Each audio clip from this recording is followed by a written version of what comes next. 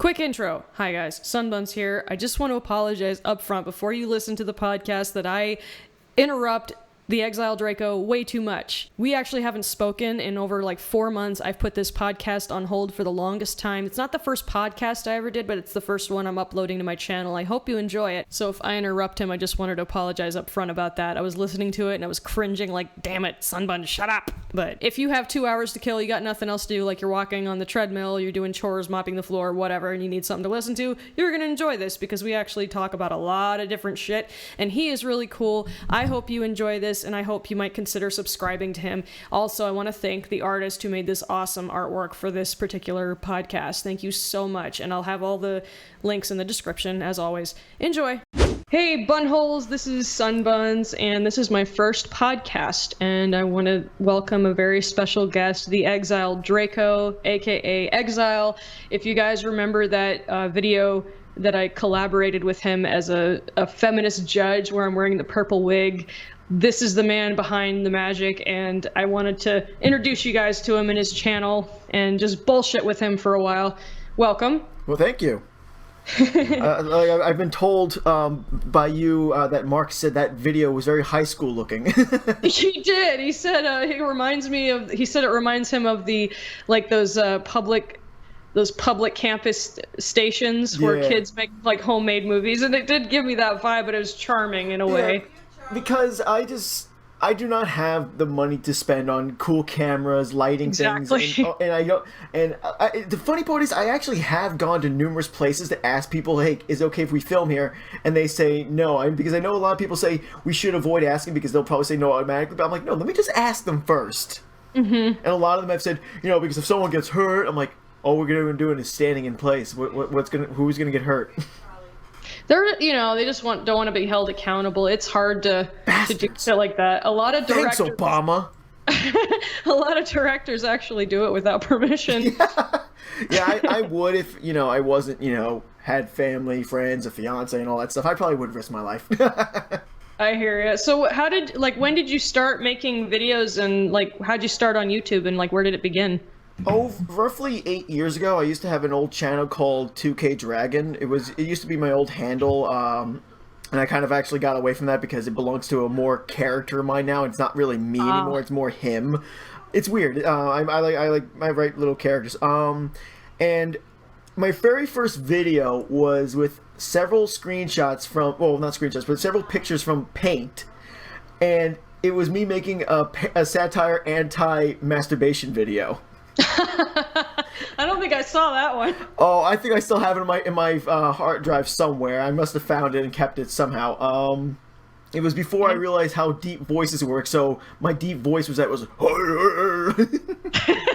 Kyle, where are you? Kyle, get on the stage!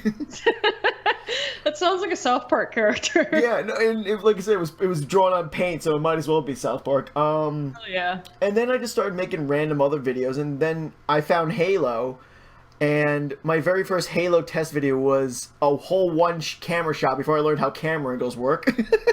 Editing, how does it work? Where you can record yourself on Halo. Yeah. Mark and I did that. We were crop dusting every enemy we killed for like half an hour. It was ridiculous. Yeah, we so I did. Not crop dusting, teabagging. Yeah, no, I figured as much. I figured you meant that. So you used Halo. Why do they call you Squatting Bear? I'll show you. And it was this 300 scene with like earth and water. There's the pit and all that shit. And then I just started making other videos where I would take clips from this drama series of Halo 2 called The Codex and the Heretic by Edgeworks Entertainment, and I would use them to make trailer style videos. I would use them to make Hot Fuzz, X-Men 3, what other ones? A number of videos. Even Edgeworks even said made a post on their forum saying, "Hey, look at this guy. He made videos with our series." I'm like, "Thanks." And I just delved deep into Halo Machinima. Not even because it was relevant at the time, it's just because it was a lot of fun, and the one thing I wanted to do was drama, but the first thing I felt like doing first was jackass Halo style, and that's what really got my name noticed in the Machinima community, regretfully. because ever since the beginning, I only wanted to do 5 episodes, and they just kept asking for more, and it was a shitty series. I once watched the whole thing with a friend. I'm like, oh my god, this is so bad. But the main reason why I made it was because I was so tired of all the Halo 2 and Halo 3 series where it was people getting run over or getting exploded or see if they could escape the map. I'm like, that's not Jackass. Where's the skits? Where's the stunts? Where's the party boy? Funny, slapstick shit, which is difficult because the characters are so stiff and you can only do stuff with guns, maybe melee, but that's it. And I found ways, like I would have a character go on top of a crate and have that explode, and the person would just go shooting into the air, and you just make it seem like as if the person was like on a catapult. That's funny. And I got a lot of subscribers and a lot of fans for that. Machinima.com, back when it was good, uploaded episode 2, then episode 1. I don't know. Got me like a big hit in my subscribers. When I finished that, I went to drama, action more, and made Lifeside Halo. It wasn't as popular, but I didn't care. It was what I wanted to do. Unfortunately, over time, a lot of my body actors and voice actors just started dropping. They didn't give me reasons. They just fucked off. I'm like, all right. Aww. So I had to stop it. And the last episode I ever showed was a cliffhanger where literally we finally meet this AI that all the characters have been whispering about, saying there's rumors about, saying other characters know about. Finally, we have the AI go, "Hi, I'm Celine," and it just cuts there, and I've never been able to continue since. Oh, maybe you should consider. You've seen that shit on YouTube with people use Grand Theft Auto or Grand Theft Auto 5 doing shit like that. I have been thinking of redoing the series with Gmod one day, because I can't use source filming to save my life. But what's Gmod? Gmod is Gary's mod. It's basically this. The best way to put it is this program with models of all these different games, all these different like custom created objects. I get it. Yeah, what they do with Skyrim and stuff. Yeah, so instead of Life Inside Halo, it'd be like Life Inside Source or Life Inside Gmod or something like that. Other things I used to do on my 2K Dragon account was Fandubs, riff style videos like riff tracks, and I just basically did what I can to have fun, but. No matter how much time I tried to get away from Halo when things just weren't working out anymore, not only were views dropping, but people just kept on demanding Halo. And even when the ones who knew my story of why I wasn't doing it, they kept saying, "Why don't you make more Halo?" I'm like, I can't. I have no one to make it with anymore. So finally, I just got sick and tired of it and just said, you know what? I'm turning off this channel. I turned it off, started it all over as The Exiled Draco. I have no idea where the name came from. It just came to me. I like it. It's catchy. And I just try to just do what I want. I've done rant videos. I've done some random sketches. Some, as you've seen, some rant videos have a sketch beforehand just to add a little humor to it. And lately, me and my friend Chris, this is Chris, we've been doing Let's Plays, daily ones, where like Mondays we've been doing Telltale. Oh yeah, I hope more people come your way to see that. Yeah, we all have creative names for them. Like it used to be Star Wars, so Star Wars Monday was called Monday Force Be With You. Now it's called Tell Me a Tale About Mondays. Wednesday is my favorite, even though Chris cringes all the time. Shitty Wednesday. I know, I've seen those. Shitty Wednesday. Literally just, we take shitty games, whether they're indie or AAA, and just play for a good hour. A lot of times when we start off, they just would not last the hour. A lot of games either crashed or the program would not be able to record the whole thing. We have no idea what kept happening. And currently we're doing a Shitting On, where it's like a sub-series of it, where we basically take a game that, even if it's positive, if we think it's shit, we're going to play it on Shitty Wednesday. So, right now we're doing Shitting On 2064 Read-Only Memories. It's basically a fucking pandering libtard game with pronouns, diversity. Wait, is that one... I'm sorry to interrupt. Is that game that's like top view? It almost looks like old school Pokemon and all the dialogue is about SJW stuff? It's basically a visual novel side-scroller. Okay. With your character is a reporter, a journalist, that's roped into this mystery, and there's like no tension. You're this robot with AI when there's no other AIs walking around. Comes to you saying, "My creator is missing. He's a friend of yours. By calculations, you would be the most willing to help." And there's just too much talking. about all this irrelevant shit. Literally, there's a person we ask, how do they know Hayden? And the majority of the dialogue is how they started up their company. I'm like, how's this relevant?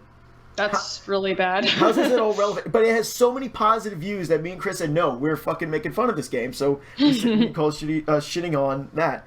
We also do David Cage games. Oh my god. See, that's a guilty pleasure of mine. Yeah. It's like, I hate him and I love his games at the same time, even though I hate them at the same time. My friends make fun of me about that. No, it makes sense. David but I really like Heavy Rain still. That's my favorite. Funny you say that. I'll get to that in a second. So first we did Fahrenheit. Or Indigo Prophecy. Oh, that's the one I never got to play. I need to play that, damn it. No, this was before Shitty Wednesday. This was back when we just recorded videos and just uploaded like spamming wise. We didn't care. Now we have a system.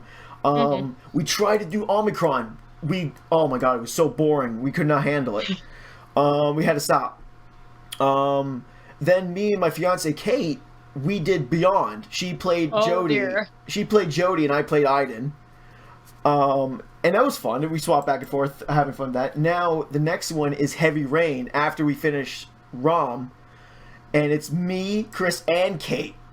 Fun. And that's going to be a lot of fun. There's 4 characters, so since the dad is the main character, we decided we'll swap back and forth between who plays dad, and we'll help each other out during his puzzles. But I won't say who, because I wanted to keep it a surprise, but we had a raffle. Who gets to play the FBI agent? Who gets to play the journalist, and who gets to play the private detective. And the results are kind of sad. I thought immediately you were gonna appoint Kate to play Madison because she's the only female you can play. In fact, that was one of the main reasons why we did the raffle. And Kate even said, if there's one character I don't want to be, it's her. That's funny. I like her. My favorite was Shelby. In another video, I'd love to talk about Heavy Rain, but like there's spoilers, and like I've had debates and discussions with friends about how it was written. Like it's just very badly written. At least the end, whatever. It's kind of sloppy. But we can talk about it another time. I had a couple questions. Yeah. So when you started making videos, or actually prior to that, have you done schooling for filmmaking, acting, voice acting, anything like that? Like what inspired you? Basically, what inspired me as a kid was always Steven Spielberg, Jim Carrey, and Robin Williams. Those 3. Oh my god, my heroes. Those 3 were my biggest inspirations. Steven Spielberg is what really got me into thinking filmmaking looks like a lot of fun. How you could create all this. Jim Carrey inspired me how to just be random, just go crazy. Like he even said on he was in England one time, and he was just jumping all over the place. He was rolling on the couch, and when the host said, "You're just all over the place, aren't you?" He's like, "I need to, or I will kill." I worshipped him when I was younger. I'm not as big a fan anymore, but I do like some of the dramatic roles he's done. I don't like it when people diss him. I like The Majestic. I thought that was a good film. I haven't seen that, but I don't hate him or anything. He doesn't engage me the way he did. As I've gotten older, I've seen what he's like as a person. It's really disappointed me. Yeah, like the shit about the vaccines, and I don't know, like and that was like, he cried like a baby because Fox News made fun of him for him making fun of someone else with gun control. He's like, "You're lucky I'm busy, or I would sue you for slander." I'm like, Jim, what are you doing? Yeah, like a lot of these celebrities are being very butthurt, and like I fucking love Meryl Streep, and then I saw what she said at the awards show about how everybody's gonna be shipped away, like all the immigrants, and I was like, no, Meryl, no, you're not that dumb. Like, don't say that. And even like when people said, "Oh, you gonna watch Beauty and the Beast?" and I'm like, no, and they're like, why not? I'm like, because I don't like Emma Watson anymore. I used to. I hear that. And then the movie on its own was fine, but compared to the original, it doesn't hold a candle. That's my favorite Disney movie as far as cartoons. It's Kate's too. Hell yeah, it's like gothic. It has like a werewolf kind of character. It's dark. I loved it. But Chimera motherfucker. I used to like Emma Watson. My sister got me to watch all the Harry Potter movies, and the ones that take place when they grow up are pretty badass. They're actually very dark, and she's a great actress. But I just and Ashley Judd, same thing. I love a lot of movies she was in. I really liked her, and then I started to dig deeper and see the kind of shit that they say, and I just roll my eye like, God damn it, they got bit by the fembot bug. And then we have fucking Ron Williams, who the main not disappointment, I guess you could say, but like the main flaw with him was he committed suicide. It sucks. Oh, it broke my heart. I walked in the Oh, studio. sorry, Oh, sorry. You go first. I'll tell you mine after. I was working when I found out. It was just me and one other guy. We were at the drive-thru of the Dunkin' Donuts shop I used to work at, and he just told me how how it's trending that he committed suicide. I was speechless. I was in disbelief. I was like, no. I was like, I could not say you're lying or what do you mean talk about? I could not talk. I was in disbelief to hear that one of my biggest inspirations committed suicide, let alone dead. I think we all were. That's exactly how I was. I just like, no. Like, I was just shocked. Yeah, I'm like, no, please, no, not him. Exactly. And he like I said, Steven got me with filmmaking. Jim got me to always just always have energy. And Robin got me the whole idea of doing voice acting, changing voices. Me too. Yeah, he was my hero too, just like you. Love that guy. He made my childhood so magical, and even the movies that people hate, I still love them just because it's Robin. The first thing I ever saw him in, besides Popeye, because that was like his first big movie, was or first movie I think. You ever heard of Fairy Tale Theater? No, oh my God, I did not. I have to look that up. That show is fucking hilarious. It was produced and created by Shelley Duvall, who I also really like. We could talk about that. Let me write that down for later. It's really sad what happened to Shelley Duvall. I really look up to her too. But she made like a show on, I think it's on Showtime or something, back in the 80s, where they would do like funny versions of fairy tales, and the one he was in was the Frog Prince. And it was so funny, and he ad-libbed so much, and it was narrated by Eric Idle, and like he turns to Terry Garr, "Turn around, you horny toad," and he's like, "You're very beautiful in your own bitchy way. I've never seen stems like that. Thigh." I was like, holy shit. I was so young, I didn't understand it at first. My introduction with him was Disney movies and like Miss Doubtfire. So then when I finally heard him do his stand-up and he was cussing like a sailor, I was like, oh my God, this is awesome. Sacrilege, I love it. Like he did so many sex jokes, and I grew up with him doing innocent stuff, and I was like, whoa, Robin, you have sex? it's surprising.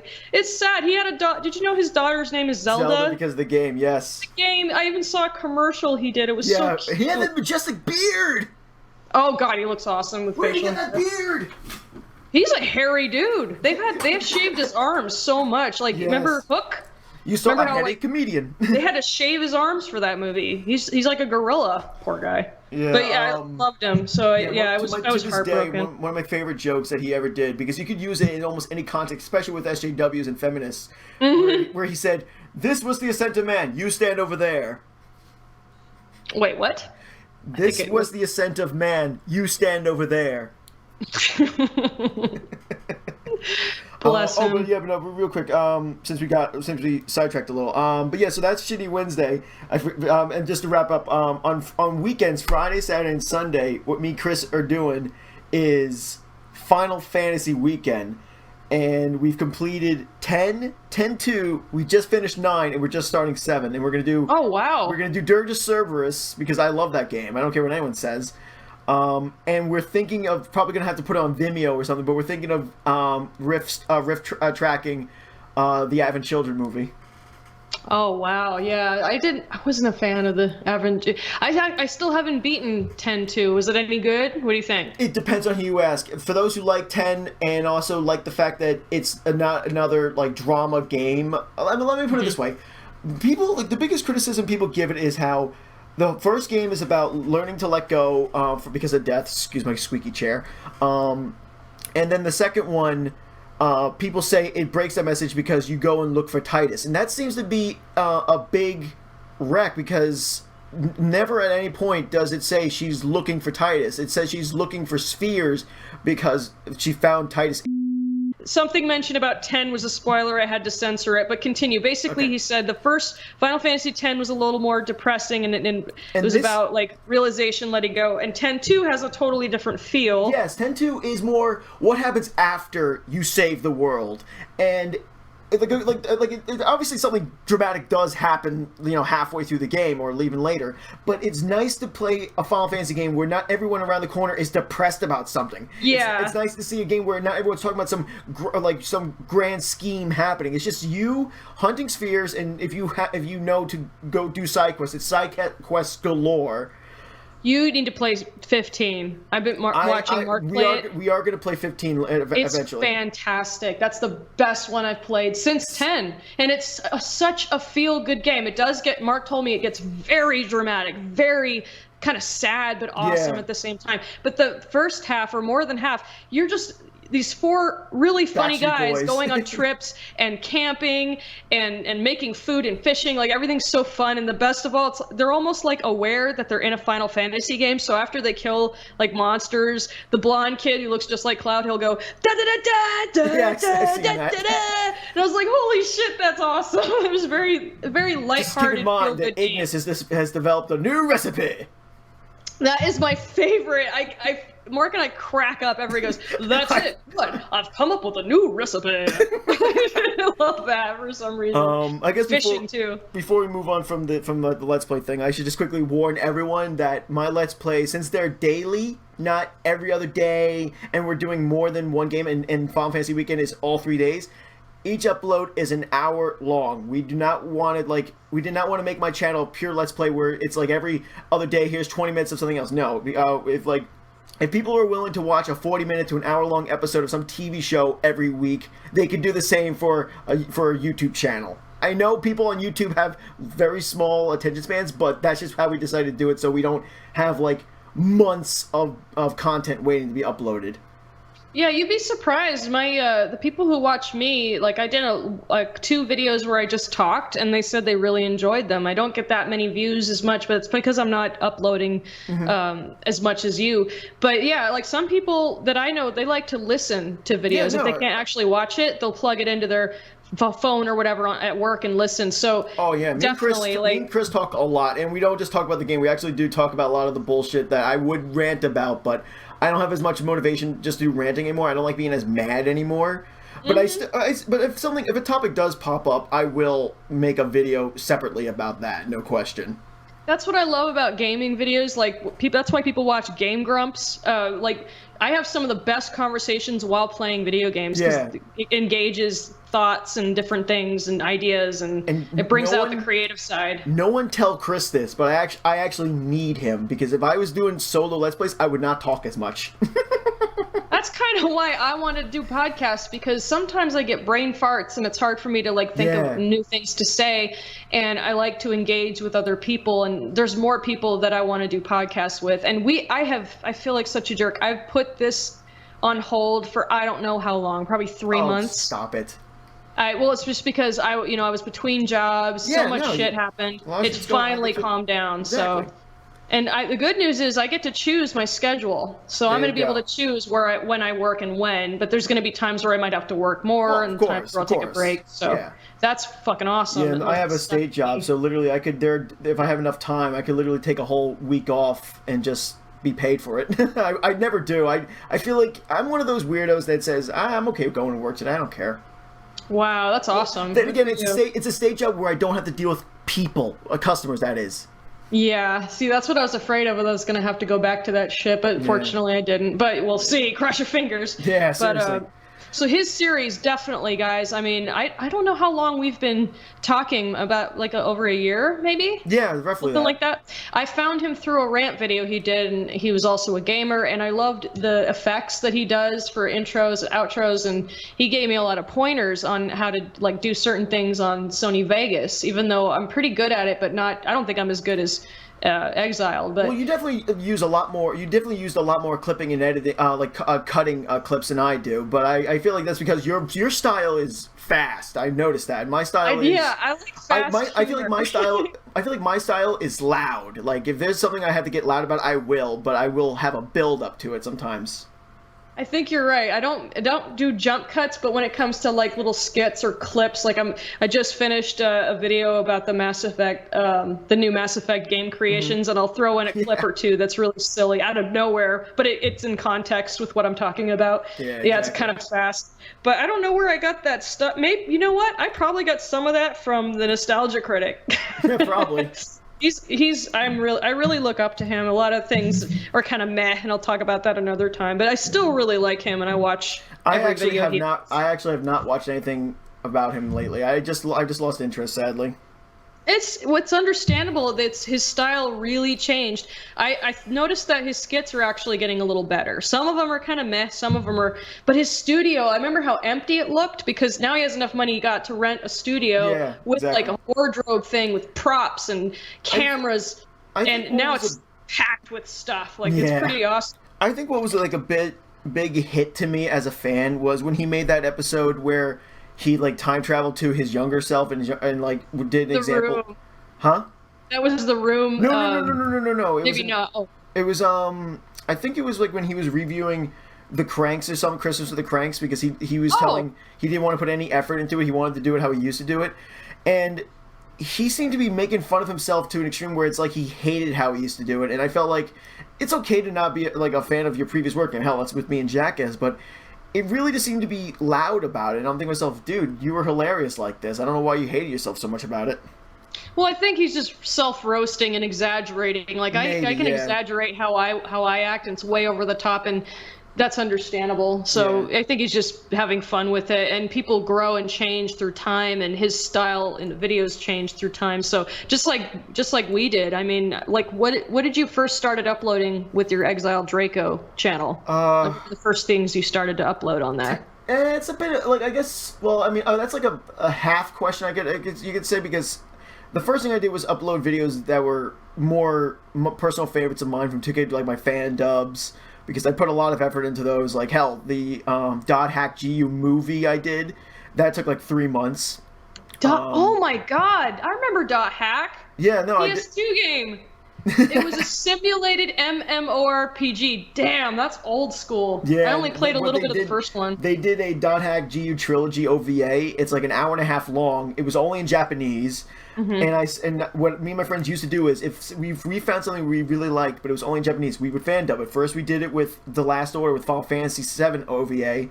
Hell yeah! What's OVA? Sorry. Oh, I don't know what it stands for. Like something video animation. I don't know. Basically, it's just like an extra spin-off thing, or it's just an extra, like an AMV except not musical, sort of. It's basically like okay, well, for Dot Hack's like the Dot Hack one is basically a hour and a half movie version of the 4 games. Yeah, I did see the DVD that came with it. I'm sorry, I didn't mean to interrupt you. You were talking about how you guys did fan dubs of that and other games. No, it's fine. And then we did Dot Hack GU trilogy, and that, like I said, because of all the complications and how long it was, that took like 3 months to make. And I literally turned to my friends like, hey, while we're still on this fan dub high, you guys want to remake our Last Order one? And we did, and it came out a lot better because I wasn't using Windows Movie Maker anymore. I was using Sony Vegas now. But basically, the first videos I started uploading were like talking and skit related ones, because that's when I found my mask. I guess it doesn't matter if I told you now, because I should say it for the sake of this. Yes. Do you have a new mask now? Yes, I do. So he started with this really cool chrome, shiny mirror looking mask that reminds me of that character from G.I. Joe. Is it G.I. Joe? What's his name? But like, even though it looks slightly different, but yes, it's like I don't know his name, Cobra the guy Commander or something like that. I don't know. Yeah. But yeah, no, I literally was just in a Party City and I saw it and I'm like, this looks fucking awesome. It did. And I used to have an Assassin's Creed jacket to go with it until I dumbed down and went, you know what, I need a ripped vest, I need a black hood. Because Hot Topic was selling one. In fact, I was about to buy it, but my girlfriend at the time, but now fiance, actually bought that for me as a gift before. I love it. I ruined the surprise. I told her I gotta go get that. She's like, "Don't get it." I'm like, "Why?" Because I kind of got it for you. I'm like, "Oh." It looks great. I couldn't believe you could see through that mask because it's so shiny. That was the first question. Like it was one of those where when it's very close to your face, you can't see it. But then one day, I just really hit like I guess it's not. I don't want to say a depression, obviously. I just hit a really meh moment in like a week or so, and I didn't want to make videos. I didn't want to do this. I just was like meh. I've been like that on and off. One day I was looking through Etsy, and I saw this mask called Diablo. It's from Army of Two. And I just looked at it, and I just instantly felt a rush. I just like, I need that mask, and he doesn't paint it. The guy had it just molded, and he sent it to me, and I painted the skull part of it red, the armor part of it black. Oh, you painted it? I didn't know that. Yeah, no, Cool. it was like the original display picture was like dark red, battle scarred, and steel looking mouthpiece. But Cool. when he said he didn't paint it, I said, all right, I'll paint it. I gave the red a shine red. I didn't want that thing to be like bland. I wanted it to shine off the light. I got the straps to put over my head, and I bought cool mesh to cover my eyes. And the best part is, as you know, I have glasses. With my chrome mask, I had to, if they were important, I would wear them under it, but most of the time I had to be blind under that. Well, not blind, but what I did for this mask is I took my old pair of glasses, took the lens out, and taped them inside the mask. No shit. I can see through the mask. That's funny. I probably need to do that, but I probably ruined my lenses. I need new ones. Yeah, same problem. Any Halloween, if I wear any makeup, I can't put my glasses on and I'm blind. Exactly. It sucks. That's what contacts are for, but dude, I can't afford contacts right now. I don't have insurance. The balls to put them in my eyes. I don't have the balls to do it. I'm too scared. I've done it. It's only problem is I have fallen asleep with them in your eyes, and that is a big no-no. That would be me most of the time. Yeah, I used to put in a green one and a blue one to look like Yuna. Because I wanted to be unique. So that was like, so I just, it's my latest mask. I haven't been able to wear it as much because I haven't done that many skits lately because I've just been trying to hold back a little till maybe this pans out. Yeah, I know this sounds praise whoring, whatever you want to call it, but seriously, he's been doing videos a lot longer than me, and he's really good at editing and good at speech, everything. He's just has so much potential, and I felt bad because I would revisit his channel, and it's never, I don't think it's been higher, like, what is it, 185 right now. 185, that's an improvement, but it's like, I remember I had less than 100 for over a year until I started making different videos and then collabing with other people. That's usually how people get noticed. You have to work with other people, and I'm not that big of a channel, but I feel like I have one of the best audiences. Like, everyone that watches my channel, 99% of them are just so positive, and they're so understanding. The last video I uploaded, I did talk about problems I was having, about how hard it was to upload, and I felt bad. And they were just so supportive and patient, and I was so fucking grateful. And I think these kind of people are what you need too. Like, because you're funny. I love what you upload. Look, guys, I know my most viewed ones are rants, and maybe I won't be as angry, but I'd be more than willing to do more random topic videos. I hope you guys enjoy my Let's Plays because they have random topics in there as well. I try to do skits. They're not, like I said, they're not high end, but they're fun, and I have plenty of other ideas. Before I drop this next idea, I do want to say, speaking of you need to work with people to collab something, I think I know I told you, but I want to tell your audience this. This may be hard for some of you to believe. This may be something hard for you to believe, but through marriage, there is a very popular YouTuber that is a family member of mine. Through marriage, he's a cousin. Shoe on head. I didn't believe that at first because I was like, what? I know. I was shocked. Back when I was a kid, her father, I think he still plays with the band, but he would go to Long Beach on Long Island to play, and that's his daughter, so I would see her a lot. And I found out later in my life that her family actually married into one of my aunts. So through marriage, she's a cousin, and we were talking once. And then she just stopped talking. We were saying how it would be cool to work together for at least something. She was going to invite me on one of her live streams, and then she just stopped talking to me. So this is weird, guys. But if any of you want to send her tweets and go, "Hey, why are you ignoring your cousin Exile?" That'd be great. because again, I'm not trying to get views. I mean, they'd be appreciated, but I'm not looking to become the next 20,000 subscriber on YouTube. But family, it'd be nice if she and I still talked or at least worked together on some stuff. That'd be fun. Yeah, because you guys did talk, and if she kind of blew you off, I know she's huge now, and she probably doesn't have much free time. And I know that when channels get bigger, they're either too busy or they get flaky.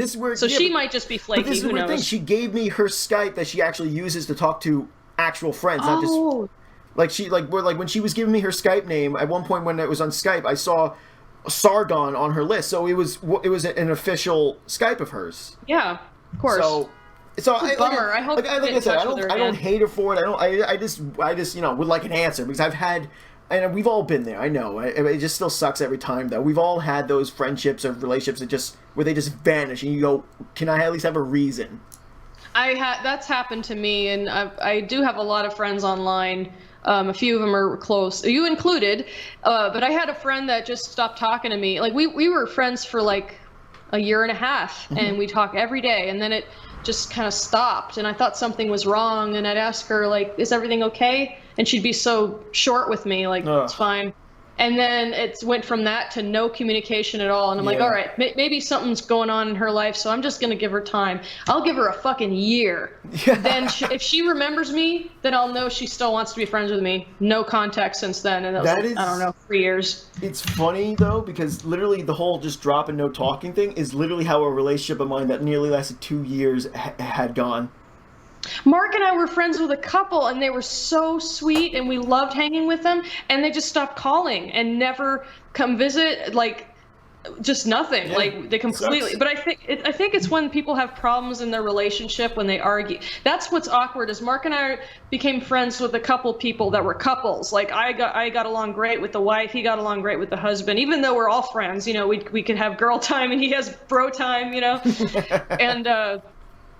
But unfortunately, some of them seem to have problems with each other, which causes tension. It's difficult to do. So people get divorced, people break up or move out, and blah blah blah. But I'm so happy for you, though. With what's her name? Kate. Kate, yeah. Awesome. How long you guys been together? This year will be 5 years. Wow, that's awesome, and dude. We have a date for our wedding. We're gonna do it. We don't know how it happened, like, because she says like in her actual zodiac element is fire. Go figure. But she has always liked the phoenix, and obviously I've always liked the dragon. Or Wolverine. Logan gave me feels. But somehow, you know how obviously you should know, like, you know how some of there's elements in relationships, like there are things you could match your relationship with some kind of symbol or some kind of symbolism or something like that. Like a crest or something, yeah. Yeah. So, or even just an environment. Somehow, over our relationship, our symbolism has become the moon and, like, water, like the beach. Aw. Like I mean, our song is "Fly Me to the Moon," but that's because she and I both love Frank Sinatra. Really? I never pegged you for a Sinatra fan. My mom would play Frank Sinatra all the time in the house, and I just fell in love with the music. I feel like a dick. I hate Life that Inside shit. Season 1 of Life Inside Halo, the intro song was "That's Life" by Frank Sinatra. I like it when they use them in movies, but I've never been a fan. But to each his own. I like a lot of music that Mark hates. But it's okay. Yeah, and then we have that. I proposed to her at a beach. Oh. Which was hard as hell. I had to keep that in my pocket from looking like it was hiding something. We know how some beaches have those big rows of rocks that go over to the water? Yeah. We were climbing on it, we were walking it, and we're like halfway there. And I'm thinking to myself, I gotta get her to look away long enough so I could get on my knee. Somehow... What did you do? So she's looking forward, and I knew exactly what I could do to get her to keep looking that way. I asked her, do you think we should walk further out? Because I knew that means she would have to turn back around to look and examine to see if we should walk further along the rocks. The second she looked away, I got on my knee, opened the ring case, and I said, I think the views here is just fine. I was so surprised I didn't stutter saying that when I proposed. I thought I was gonna go view. No, I was able to say I think the view here is just fine. She turned around. She said yes so quickly that she forgot she said yes.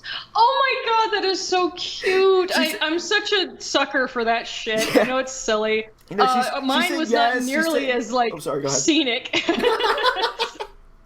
I love it. That is so sweet. Yeah, she said yes. She started hugging, kissing it, and then after like a good minute or so, she's like, "Oh yeah, yes, by the way." I'm like, "I know you said that." That's so adorable. I love it. I'm so happy for you guys. Thank you so much. And now we're having the ceremony and what's the party called? Reception? The ceremony and reception at the one and only aquarium on Long Island, Atlantis Marine World. We're like the Sea Lion exhibit where they have like the stage with the stairs, like a Greek theater. That's where we're gonna have the ceremony. Damn, that's wicked. People are gonna be sitting in those seats. We got a sea lion kiss set up, so there's gonna be a sea lion trying to kiss the girl. How dare he? Oh, that's cute. That'd be great for your pictures. Oh yeah, that's awesome, dude. Yeah. I'm so happy for you. Thank you so much. Congratulations. Are you gonna get married this year? No, next year. So we're just next year, we're basically enjoying the whole monthly payment. Yeah, I have to save up for it. Oh yeah, that's awesome. I was gonna ask you, like, we were talking about like games and stuff. What kind of things are you a fan of? Like, first off, games. Like, what are your favorite games? I am favorite games first. Sure, we'll keep it simple because I know that's an overwhelming question for me. I love so many different things. Let me just answer that real quick then. I am a character creation whore. Me too. That's what my last video is all about. Literally, you'll see. I made a little, like a 20-second video. Like, that's another thing I do, guys. Like, quick 20-second videos just for the hell of it. It was me and Chris just randomly playing a game, and we have Final Fantasy 15 a trailer playing in the background, and it gets to the part where it mentions. This was obviously all set up, obviously, but it gets to the part where you could customize the outfits. Mm-hmm. And I go, Chris, hold me back. And he grabs me. I'm like, I want the game. I want it. If a game, you're gonna be a little disappointed about the outfits. I saw it. But like, but that was basically my point. If a character can be edited, tweaked, or like their clothes can be tweaked, I'm instantly like, tell me more. That's me. I think of games as like my Barbie house. All I want to do is dress them up, change their hair, put makeup on. Like, I'm such a weirdo when it comes to that. That's my specialty, though. It's really hard to make an attractive character in the new Mass Effect, but I did it. And other people did too. Yeah, I looked it up. There's some beautiful fem writers, whatever you want to call it. Yeah, no, so some people have a gift with that, and you've done a lot of artwork. So, like, and beautiful artwork. I'm not by any means a good artist, so that doesn't. I haven't. Like, a lot of my artwork was just whatever. I'm not good traditional artist. I really like your work. Do you still have a DeviantArt? Yeah, I still have a DeviantArt, but just keep in mind, guys, a lot of that work is with bases. Bases are basically models that are already set up. All you do is draw over them. I use Photoshop. I need to try that, because I can't draw hands. I can barely draw a skull. I'll give you a few pointers. You can teach me, right on. I haven't drawn in so long. I used to, when I was 14, I drew Final Fantasy characters and Dark Crystal. Yeah, I had all my characters. Portfolio, but I had to give it up. All my characters when I was a kid were Super Saiyans. Hell yeah, I think I drew one of those too, because I was kind of. That's another thing. I'm not a fan of DBZ, but I know the references and I love the Super Saiyan shit. So. Yeah. But so your favorite games consist of, like, which game series come to mind? Metal Gear Solid, hands down, will always be my favorite. Metal Gear Solid 5 disappointed the shit out of me. Me too. Did you see my review? Yes, I did. Yeah, same thing. I really felt bad for 5, but I whatever. guess after Metal Gear Solid, it would probably be Halo. It's funny that Mass Effect is not second. Mass Effect is on my top 3, but I think with Halo, because even though I broke away from it, it still was a big inspiration for me to make a lot of, like, a series, like 2 series, really. And I can never just simply say, just because I don't have an Xbox anymore, but I can never say I don't like Halo anymore. It will always be my my number 2.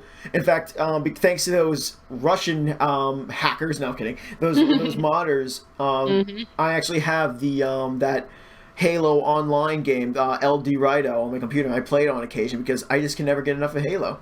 Aw. Mark and I played that. I liked it. I'm still not a big fan of shooter games. It'd be fun if they end up putting Forge or like theater mode into LD Rido, because if they do, I feel like that would be my comeback to. There you go. Yeah, you can make new videos. Hell, if I get enough supporters, maybe they could play the game with me, and I'll figure out some camera tricks like they did with Halo 1 and 2.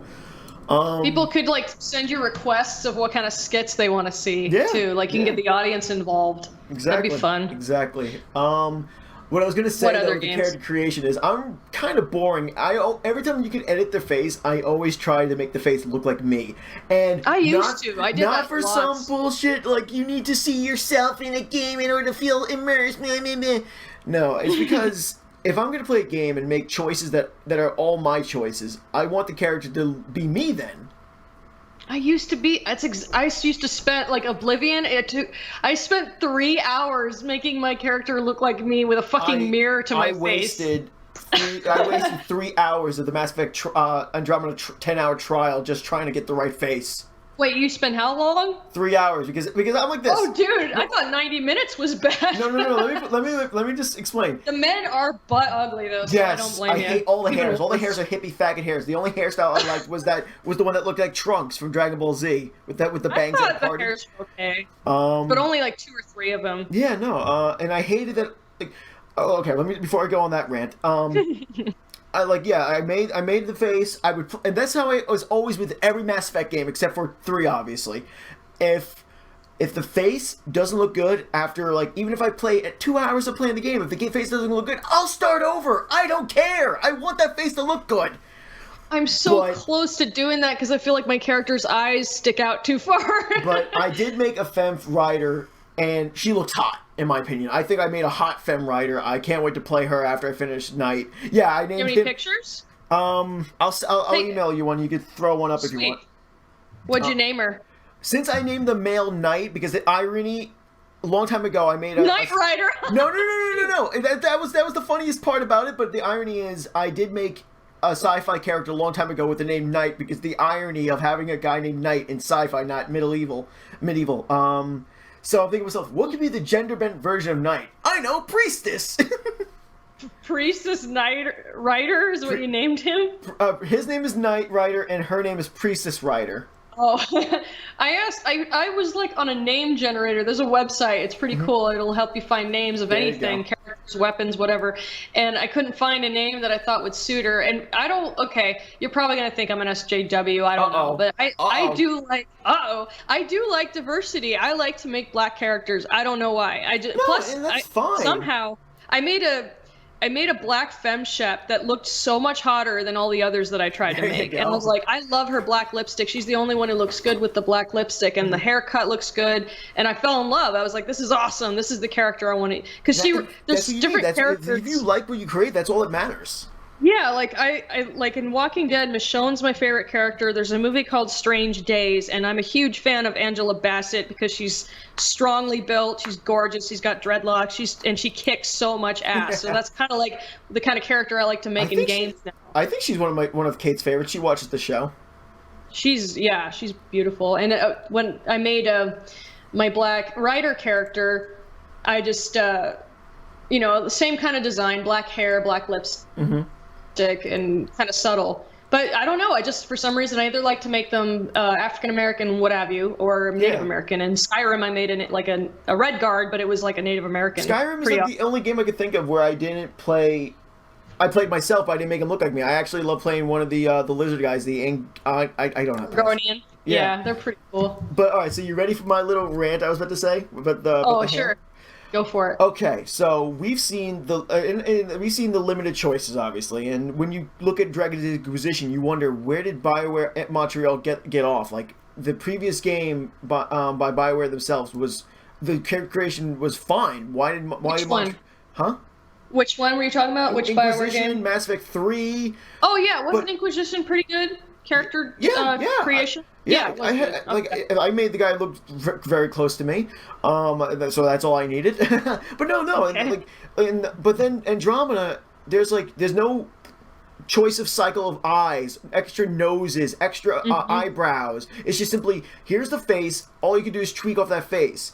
That's it. Very limited. It is. It's very limited. I don't know where Montreal had a problem, but whatever.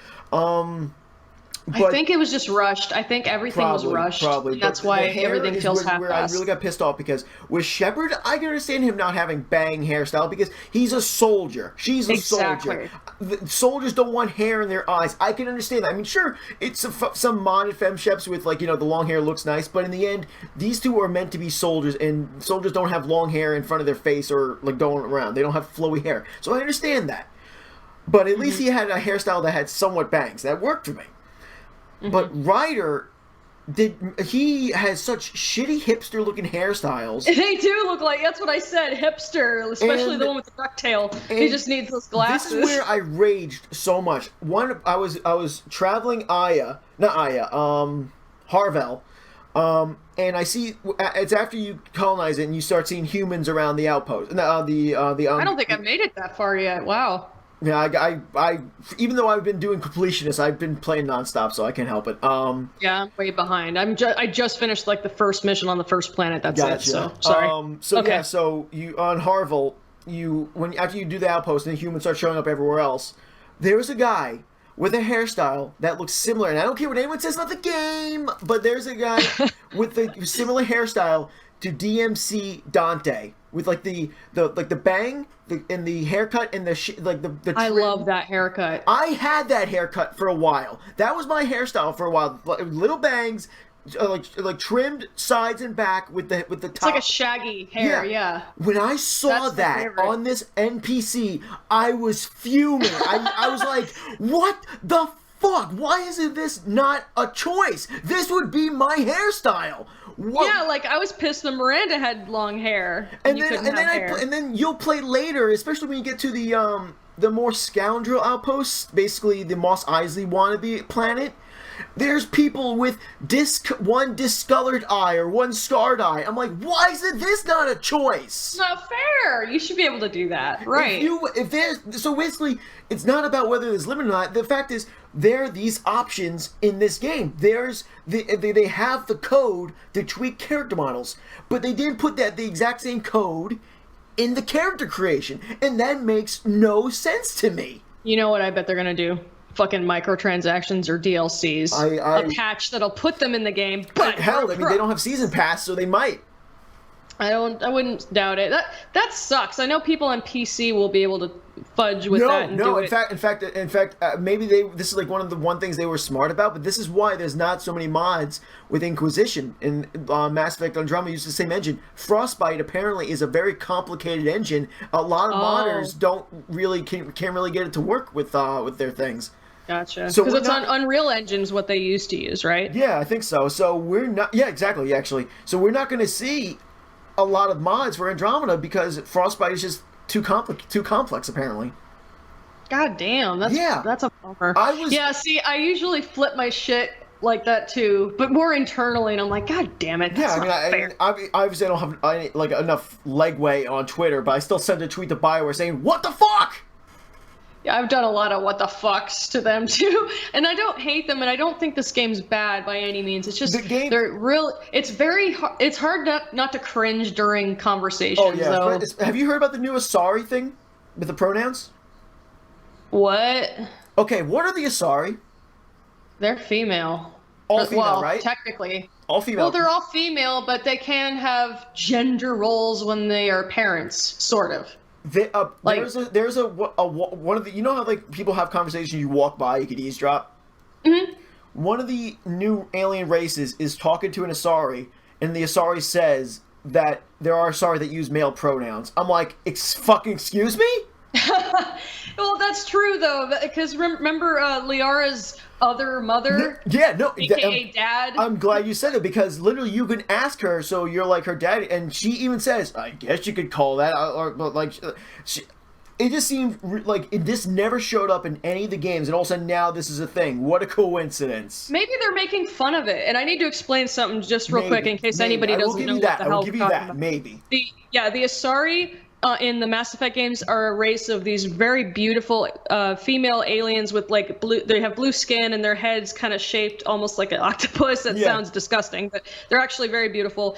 And they live like 1,000 years, and they can have babies with any race. Yeah, mentally and physically, anyway. Yeah, and they don't they can't have sex, but they mate with some kind of biotics magical thing or whatever. Mm-hmm. But yeah, they're all women, and when they give birth to a child, it's always an Asari daughter, and they do have gender roles, quote unquote. But I think they might have said that to make fun of the whole pronoun politics thing. I'm hoping, but the reason why I'm sorry, go ahead.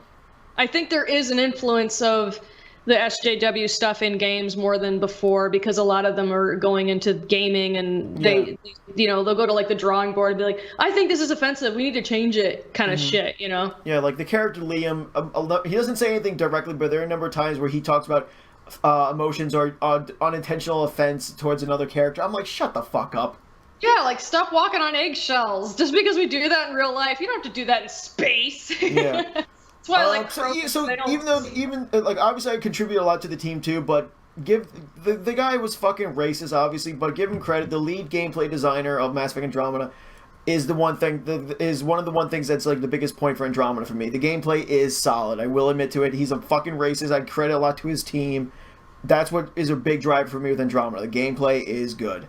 Who's the racist guy? I've heard rumors about him. Manmir Hare or something like that. He was the lead gameplay designer, and so he doesn't work for BioWare according to this. They like there's rumors that he was told to leave, or he voluntarily left, or he was fired, but it was listed that he left. But either way, he's not part of it anymore. Wow.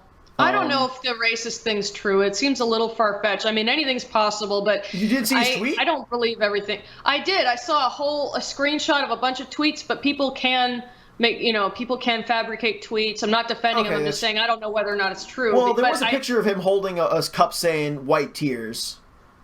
Well, that I can believe. A lot of people, it's very fashionable to be an SJW these days. It's fashionable. It's hip. That's a fashion I'm glad not to be part of. Yeah, and the thing is, I used to really be like, I don't know the word, anti-SJW, anti-feminist, and it's kind of died down. I just don't really give a fuck anymore. It's getting out of control in a lot of ways, but I feel like the new mentality I'm having is the less I give a shit, the less it bothers me, and I just see things in a more positive way. In a way, not that. Woof. There's one doggy. In a way, I kind of do.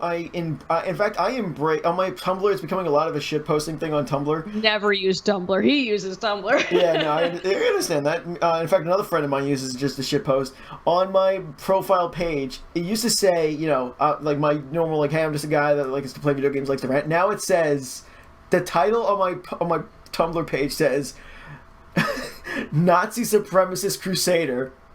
I've seen shit like that. People just trying to piss people off. And under that it says, my preferred pronouns are boss and master. That's funny. With the hype of all this shit happening on YouTube, and my Twitter was like my way to communicate, I've changed mine. Like I told the basics. I'm a YouTuber, gamer, video editor, and defender of free speech and expression. People these days are too butthurt. Learn to have more fun. That's what I put on my profile. Yeah, no, because I mean it.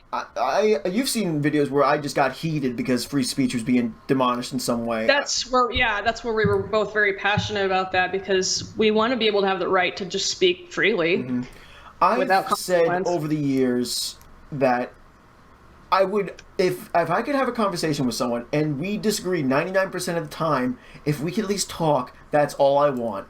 Yeah, because not everyone has to agree with everybody. Even if we get angry at each other, if we could just refrain from cussing or getting loud, if we could just talk, fine. I'm happy that we disagree in the end, because at least we just spoke. That's why, I'm sorry to say this, but I think your friend Johnny Fox is a little crazy. Have you seen his tweet? No. I feel bad. I haven't. He got butthurt. I haven't been following. He got butthurt about the whole Blair White and Lacey Green debate, saying how this is why anti-SJW community is going to fail, because we're inviting these people into our community. Fuck this thing. And I'm like, dude, calm a dick. What the hell? Well, I know he's right now, dude. He's almost homeless. He's really fucking stressed out right now. It was really cool. Undoomed actually retweeted a thing for people that could help him just so he can move out. And the last time I talked to him, he was like me. He was going nuts because just too much shit, financial trouble. Not making excuses, but I think that's why it's setting him off too. Yeah, but I don't know he's the still guy my personally. friend. And yeah, no, I don't know the guy personally. I'm not saying you should not be his friend. I'm just simply saying that tweet made me go, you okay, man? I saw some other stuff about Sargon of Akkad, Chew on Head, the stuff about Candid. I don't know really what he's talking about because I haven't had time to really engage. But at the same time, I'm kind of not engaging because I just don't want any drama. Some people are good with drama, or they like drama, or they like to talk about drama, but not so much me. I kind of got caught in the middle of it at times. But like you said, I think it's better to sit and discuss things. And I have nothing against when an anti-SJW channel interviews an SJW or whatever, because at least you can see from both perspectives. I think that's like the greatest thing of all time. Yeah, because that means we're communicating. It'd be better if we didn't just what's the word? subjugate each other. Yeah, exactly. Or segregate each other. I mean, and not communicate. It stinks. Like I'd love I'd love people from like BuzzFeed to talk to people that we watch, you know, so they get an idea of, you know, I don't think they would, but if they're willing to see, at least listen to reason, discuss things like adults, have an actual debate, that's excellent. Because sometimes you can resolve differences or at least hear both sides of the story and the audience can choose like what they want to believe. Yeah, and everybody has that right. And I've said it in several of my videos, I am biased towards my opinions and those who agree with me because I feel like we are in the right, but I want to hear why you believe what you believe. And I feel like it sucks that it seems like a lot of times the SJWs or feminists or whatever they want to be called tend to avoid that. But when I'm seeing like this whole Blair White and Lacey Green thing, I'm like, what's? I can't wait to see what happens. I would love to see how this goes. Actually, yeah.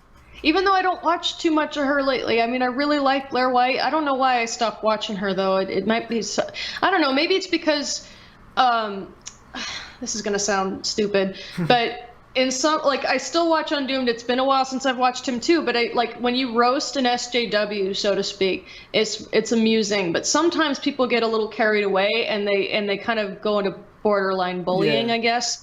And that was kind of the vibe I was getting from some of these channels.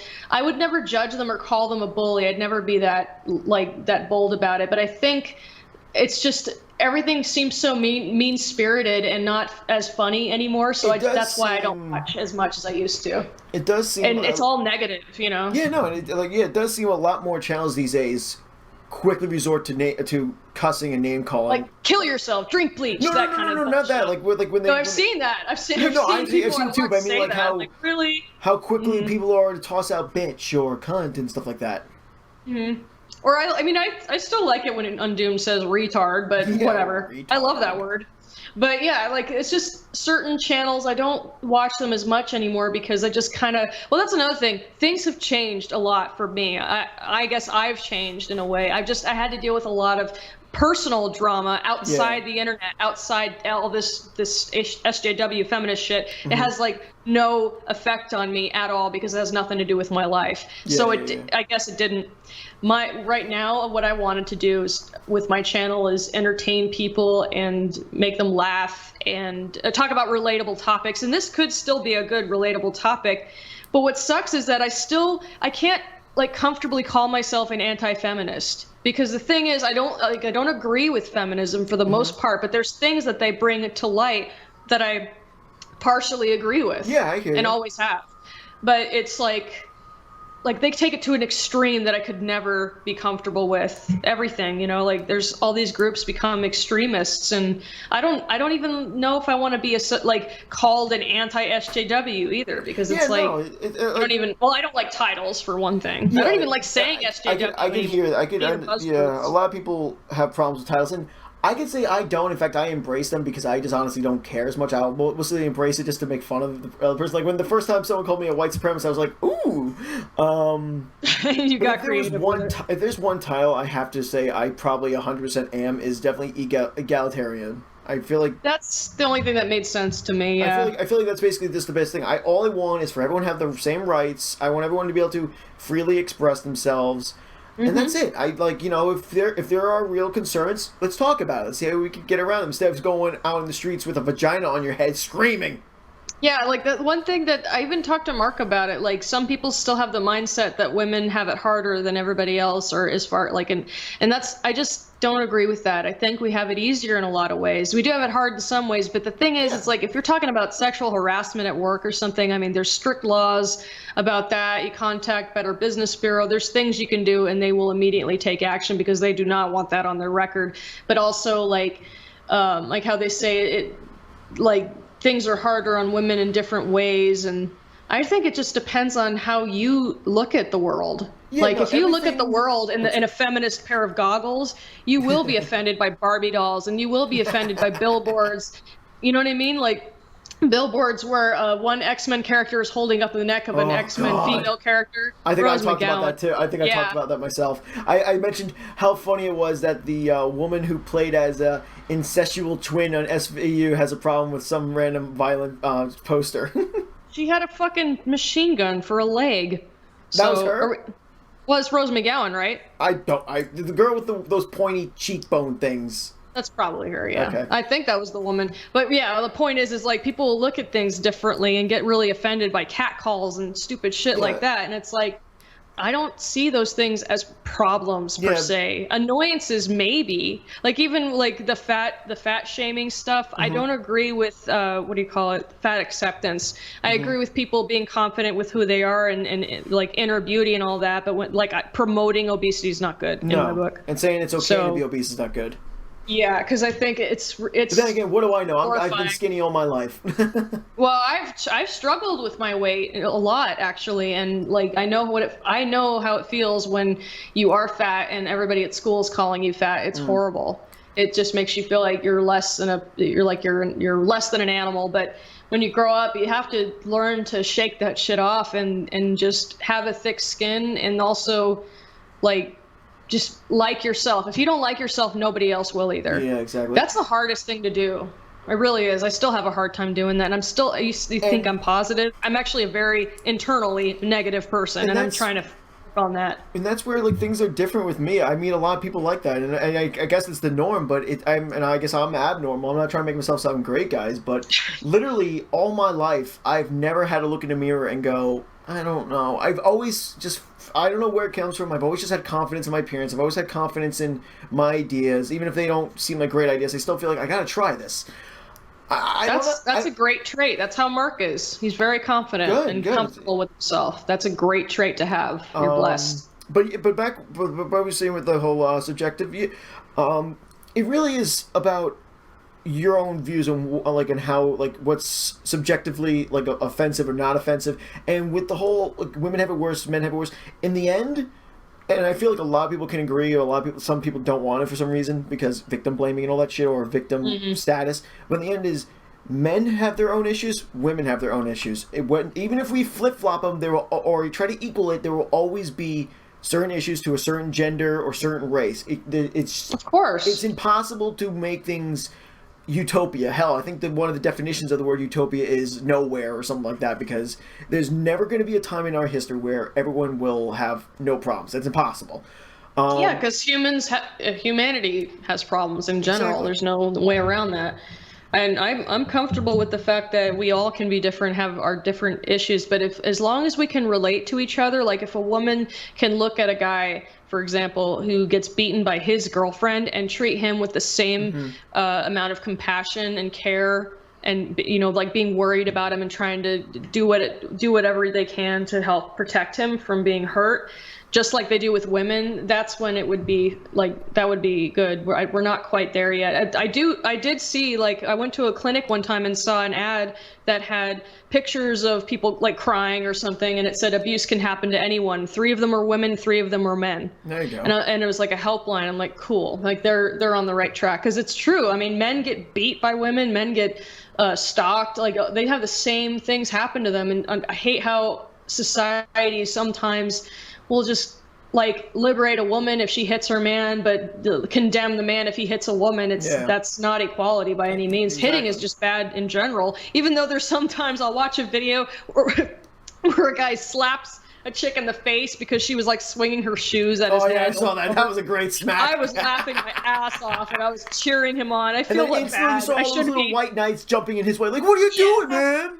They all, oh my God, they all fucked him up. It was terrible. But it's like sometimes when someone beats on somebody for a long enough time and they finally turn around and just one swing, bang, you're like, you go. It was awesome, but Have you seen the pictures of the Antifa that were attacked and chased out by those Trump supporters?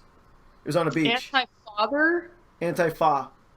They're like anti-fascist, but they pretty much are fascist. They're the guys with the black get-up, the ninja outfit shit.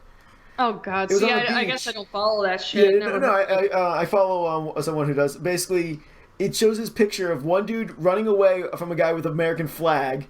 It shows another picture where this guy's on the ground in the sand getting punched in the face.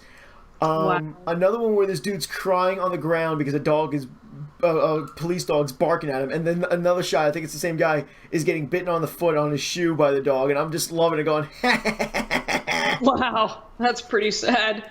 funny, sad, but yeah. Well, they think it's okay to throw rocks, arson, and beat people up, but when they get beat up, they're like.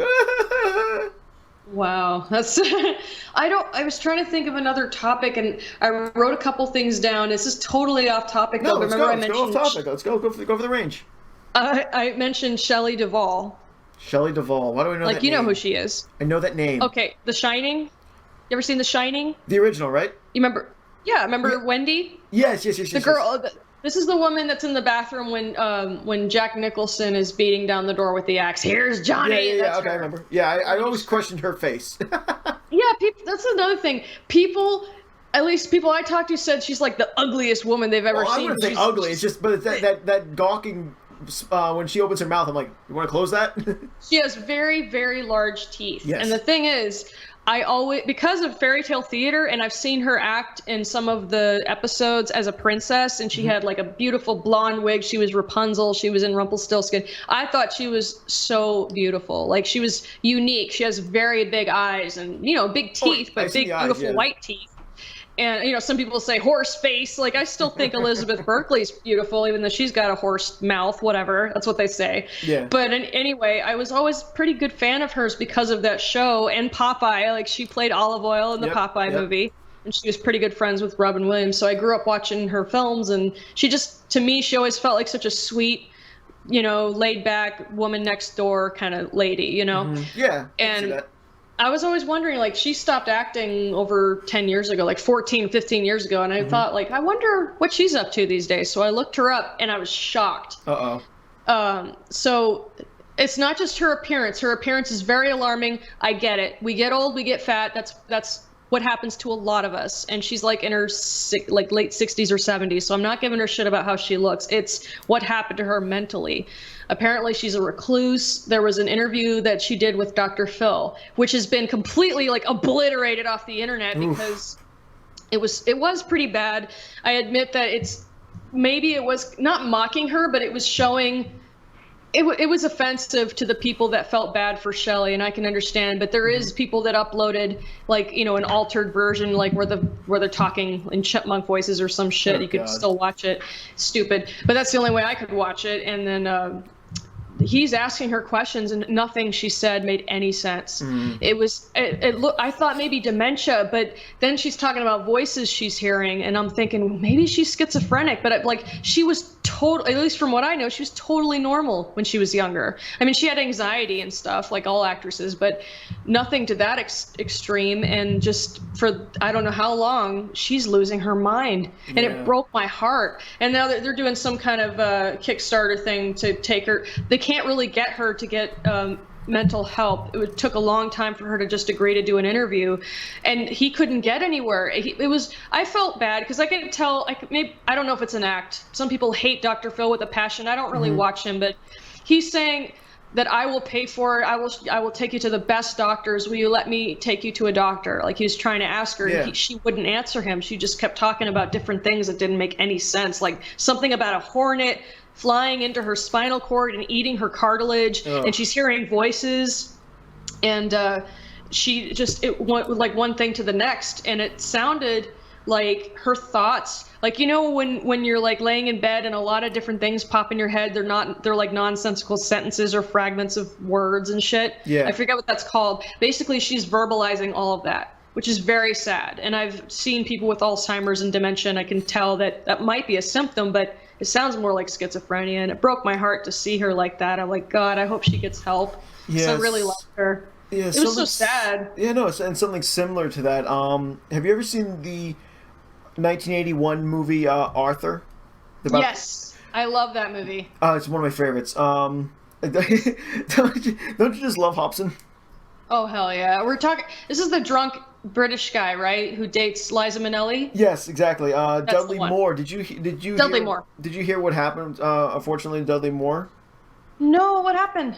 Basically, he had attained an illness that would always make him look like he was drunk. He was always slurring. So a lot of casters thought he was always appearing auditions drunk, so he never was hired afterwards. Oh no! Did he have a stroke? Maybe that does happen. Some people have slurred speech and droopy face. I unfortunately didn't look too far into it, but the actress you mentioned, Jill, no, not Jill. What was her name? Liza Minnelli. Yeah, she was actually on Meet the Actors. I think that show's called.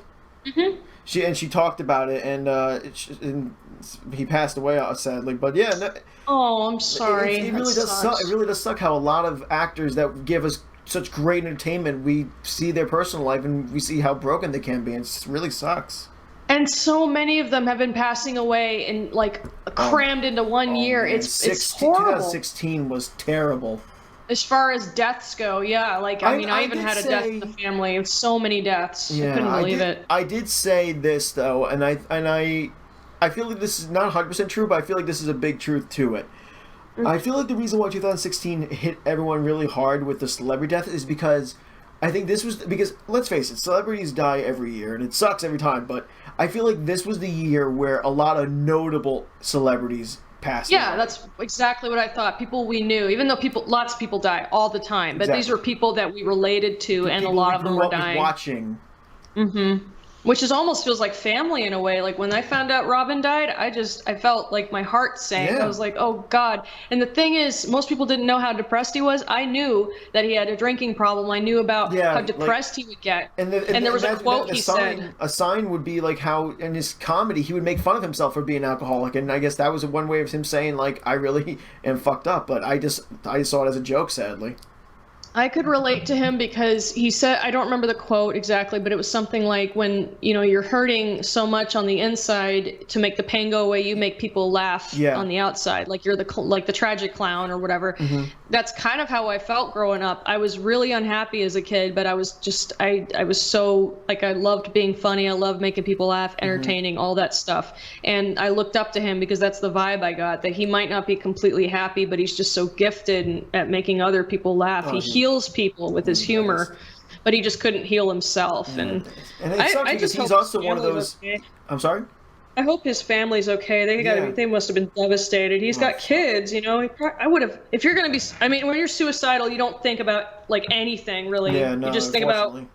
But they should consider the kids. Yeah, if you have kids. It sucks. I've seen plenty of stories. One about Juwario.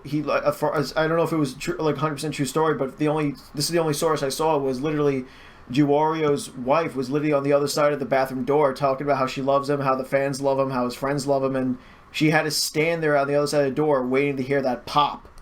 Oh no! I'm sorry, but who's Juwario? Is that a singer? Juwario. He was one of the Channel Awesome guys. Really? Yeah, he committed suicide. Do I know him? Have I seen him? I'll have to look him up. Let's see. You don't watch Phaelus, so there's not that. Do you know how to spell it? I just want to see if I've seen him before. Wario, one word. Okay. He was the one with the Wario yellow hat. Oh, this guy. You know what? I think I've seen him before. Oh. Yeah, he was on some of the specials. Yeah, he wears a Wario hat. Yeah. Okay. Yeah, and like it just sucks. This is how depression hits people. Like you could literally have people right next to you saying how they love you, but it doesn't matter to them. It doesn't register to them. I've been depressed. I've had crippling depression, so I know you don't really feel alive anyway. So it's they need help though. But yeah, that's a very grim topic. But yeah, it's like the point is that a lot of people have passed away. Like we lost Bill Paxton, we lost Carrie Fisher, and it just goes on and on. We lost David Bowie. The next day, Carrie Fisher's mother. Jesus. Carrie Fisher was my father's age, and he died last year too. So it was like crazy. And I'm seeing other people that live way past that, very healthy, and then people live past that and they smoke like chimneys. It's not fair, irony. No. But yeah, it's just, I guess we forget that we're older now. Like, don't you still kind of in your head like we're I don't know how much older I am than you. I'm 31. Oh, I'm 27. 27. Okay, this year 27. This year I'll be 27. I'm sorry. Are we millennials? I don't know if that People say I am because I was born like in the like 90s to like close to the Okay, I was born in the 80s. I don't know if that. I don't know how that works. No, you're not a millennial. But I did. But that's like a label. That's like one of the few labels I refuse. I don't see myself. I don't like it either. Yeah. I don't see myself as a millennial. I feel like the main stereotypes of millennials shows just how fucking stupid they are. They are, yeah, like the people that are absolutely addicted to social media and their smartphones. I mean, I use it too, but I have to take a break. I do take a break for too much. But yeah, my point is that what our generation, we grow up, and I still kind of have the exact same brain that I had when I was like 14. Exactly. You know, a lot older. I don't feel like there are times I don't feel like an adult. Hell, I mean, it helps that I'm short. I look at other tall people and go, I feel like you're more grown up than I am because at least you're tall. I'm still the same height I was when I was like 14. Yeah. I'm only 5'2.5", but it's like you just forget that you're older, and as a result, everyone else gets older and they die, and it's like Jesus. Well, where did the time go? I don't know if I ever told you, but I'm immortal, so I'm fine. Right on. I'm trying to think of anything else we can add to this. We definitely should do this again. No question. About other, but I actually did have a question set up for you if you want. I mean, I know this is your channel, so they probably know a good chunk. But shoot! Ready? I get newbies, new people coming in. So please go for it. When did you start your YouTube and why? Oh, it's not that exciting.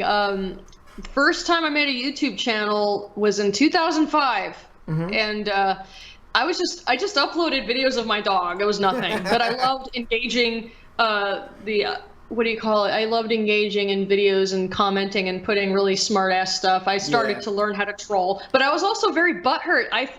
I thought when people would offend someone online, because that was like the first experience I ever had with the internet.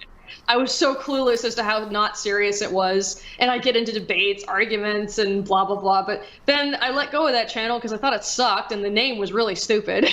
Oh wow, that actually goes somewhat into my next question. But go on.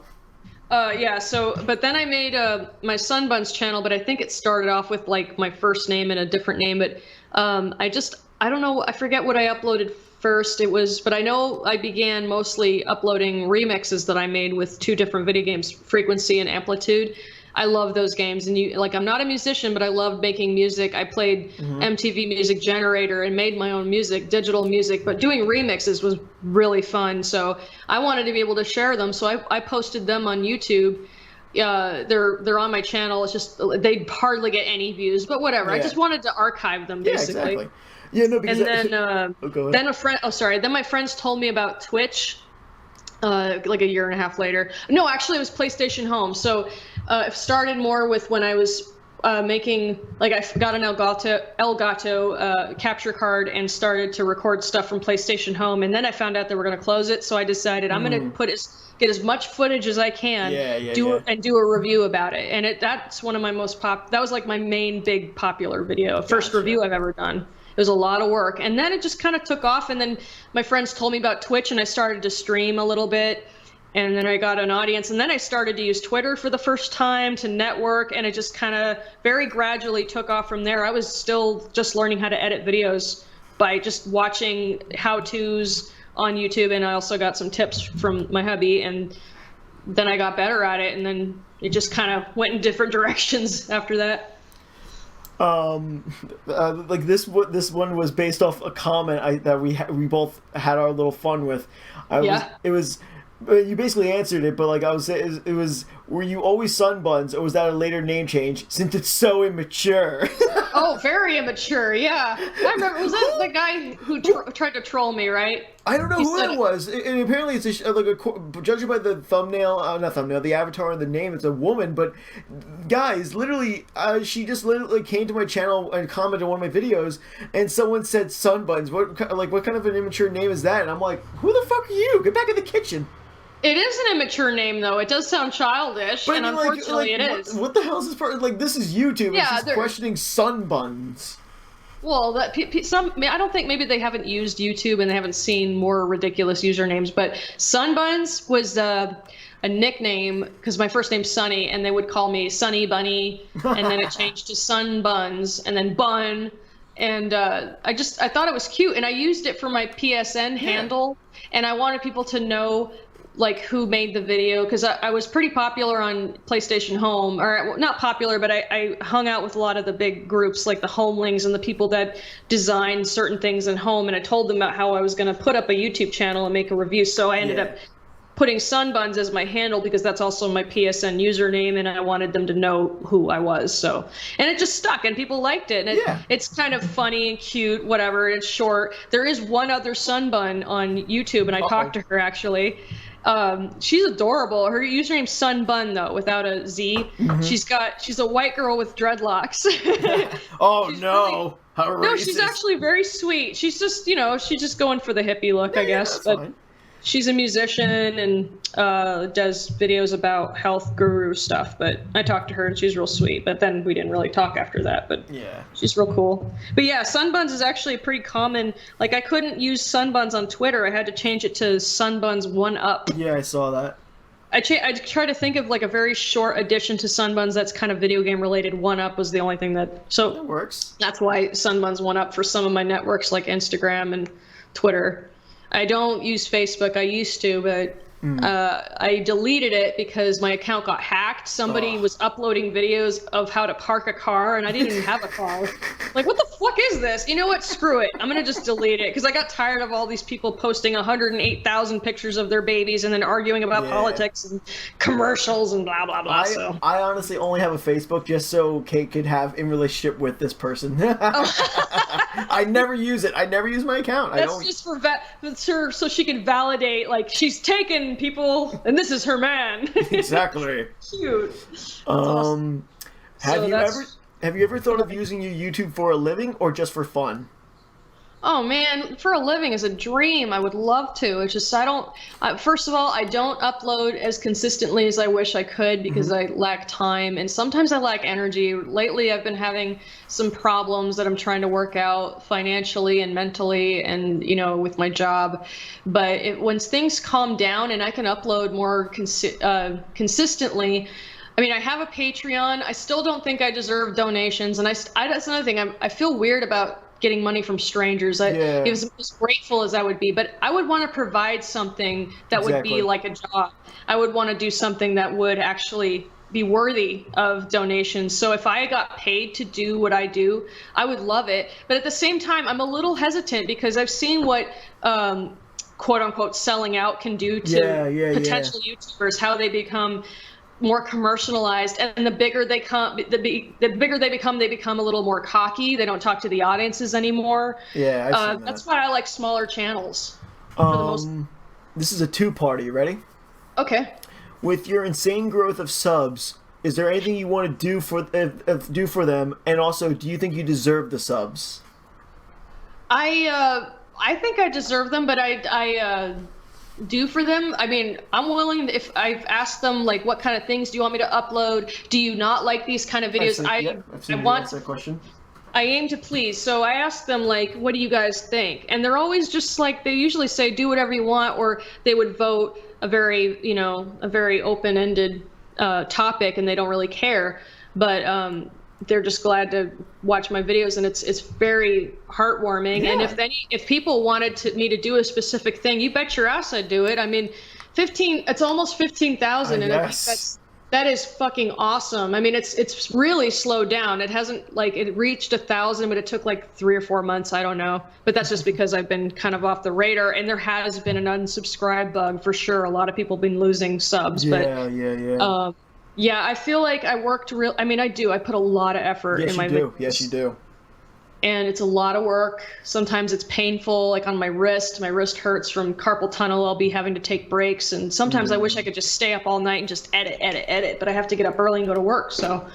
But yeah, I feel like it's really rewarding when I upload a video and people watch it and just say how it brightened up their day and how they'll watch it with their family on the TV and just crack up or binge watch different videos. That's so tickling. Like, I love to entertain. That's what I've always wanted to do for a living. So there you go. It's perfect. This one has an 8D face next to it, so apparently I had fun writing it. Oh, you mean the smiley face? Yeah, I've been doing 8D a lot, just for a lot of sarcastic comments I leave. I like to do that. This one says, "Are you ashamed of sharing a gender with Anita Sarkeesian?" Oh boy, hell no. You can't be ashamed of being. I know. I love it. I don't even consider her a woman. She's she's a humanoid fembot. That's what I call her. There you go. What about? But in reality, no. She's a woman. She's a woman with problems. But the thing is, I don't really think of her that much either, because thing is, I see her as a scam artist, and she's damn good at what she does. Yes, in fact, there's no denying that. I wouldn't be able to sleep at night with the amount of hate she gets. And I want to make a video about this, but I do not approve of how many people say kill yourself or tell her they're going to kill her or rape her. Like, that is, they should not be doing that. It not only gives her ammo about how abusive everybody online is, Gamergate, whatever, but it also just, it shows, it gives us a bad name. People that are actually willing to discuss, debate with her. Like, now she won't talk to anyone. She disables comments. She's not willing to, but at the same time, I don't think she's willing to debate, because none of the shit she's talking about is true anyway. No, you know she's full of shit, but she's making bank. Even her women like defying history, like I forget his name, Prince Abel or something like that. I watch. He's just completely destructed so many of those videos, and I love him for it. Because Sargon, I do like when they debunk her. Because it seems like Sargon and the others. It's easy to do because it's not hard to find the bullshit. You know, it just seems like Sargon and the others were focusing more on her femme frequency video game ones, but Prince was actually focusing on this one, and I loved him for it. But what about being white? Being white. Well, I'm one of the whitest people you've probably ever met as far as like skin tone. I don't know. Kate is both Irish and German. Me too. Okay, so these are my ethnicities as far as I know, and they're all white races, except I don't know if Sicilian is white. Is Sicilian white? Kind of. That's Italian. There's a little bit of that. So it's Irish, Scottish, Welsh, Czech, German, French, Sicilian. I know. And what was the other one? God damn it. Well, I said Welsh. That was it. Around 7 different ethnicities but the most dominant, I guess, would be partly German, partly Scottish. Oh, German, Sieg Heil, look out, I'm part Nazi. No.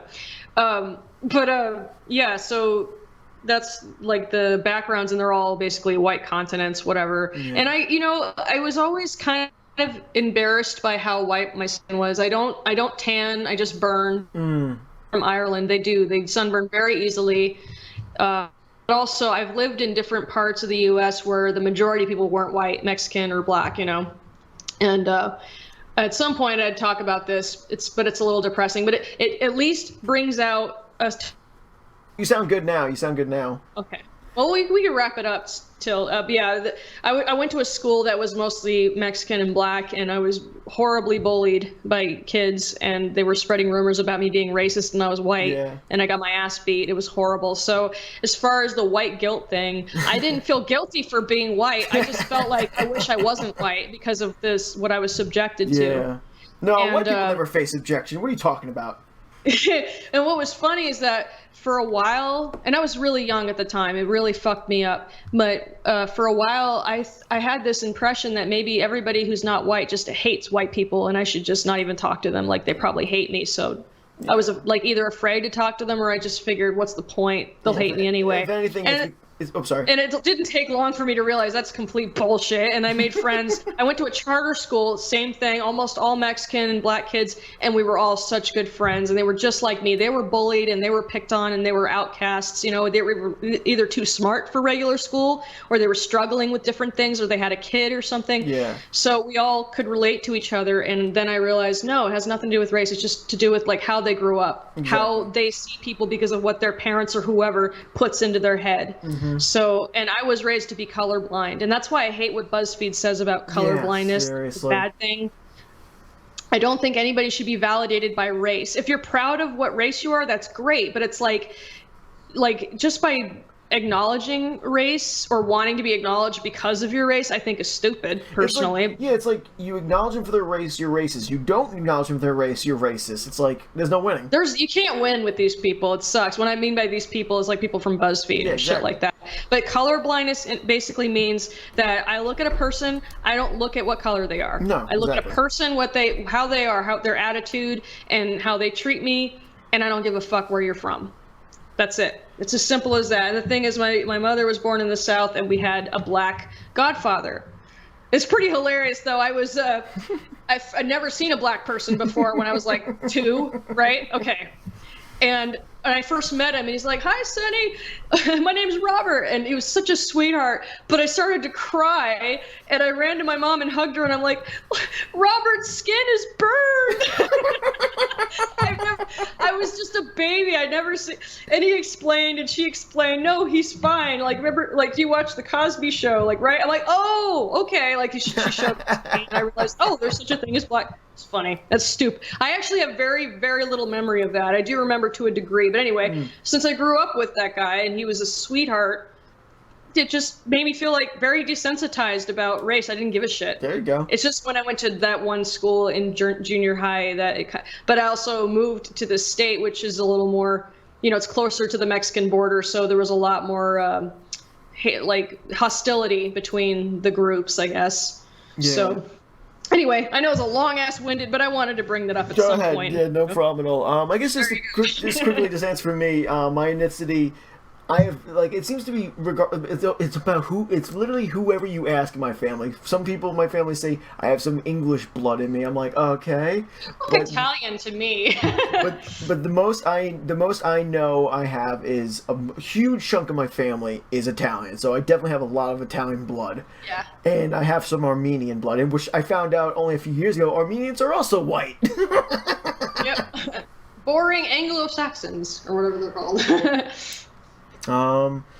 So I guess, like, my last question really, is something I just thought of now.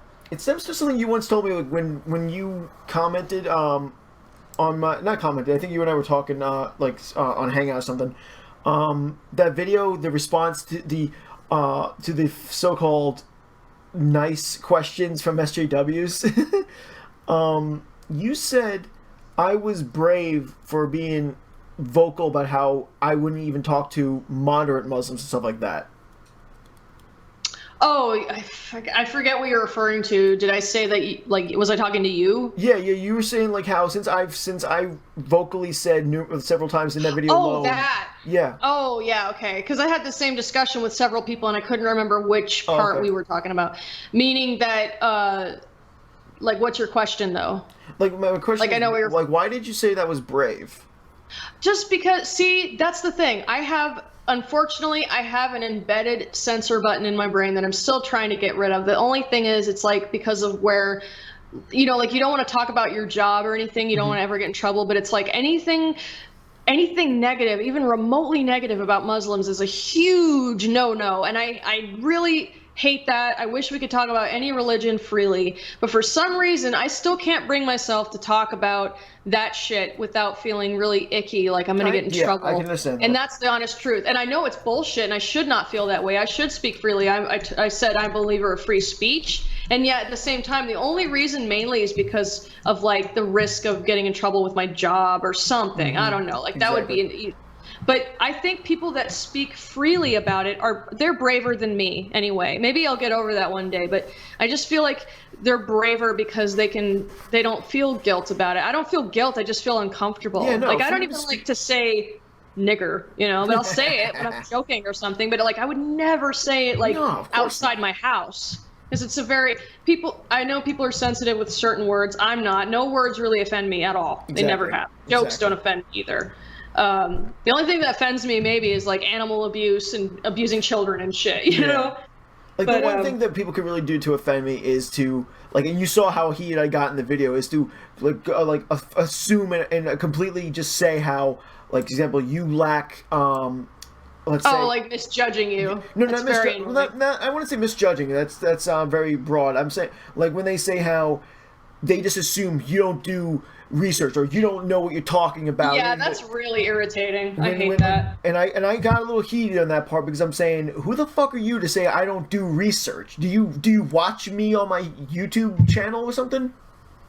Yeah, people, like my friend Joy Sparkle BS, people make snap judgments at her. They assume she's crazy. I was just talking to her about this. Like, if you're energetic and you're positive or upbeat, they assume you're nuts. Yes. If you're kind of broad or sarcastic, they assume you're depressed and you're you're nuts. Like, they always think they know everything about you. They can psychoanalyze you. But I learned to brush that off because they don't know me. And that's simple as that. They don't know me. They can assume whatever they want. And I tell people, you are free to believe whatever you want. And I will never try to convince you otherwise. Exactly. But if you want me to correct you, I will.